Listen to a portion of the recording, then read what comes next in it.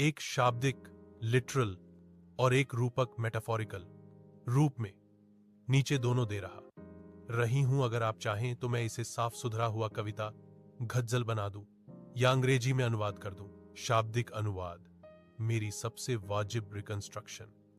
15 की कहानी तक, 15 की कहानी तक या 15 संभव है यहां संख्या या एक उम्र दिन का जिक्र है।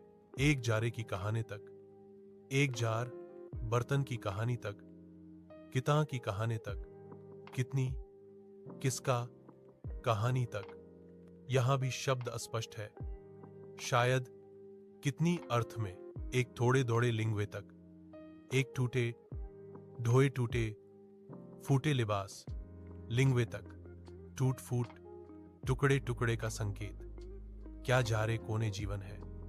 क्या जार के कोने में जीवन है या क्या जार के अंदर जीवन है? तो शाब्दिक अर्थ बनता है 15 की कहानी से लेकर एक जार की कहानी तक, कितनी किसी की कहानी तक, टूटे टुकड़े हुए किस्म के जीवन तक, क्या जार के कोने में भी जीवन है।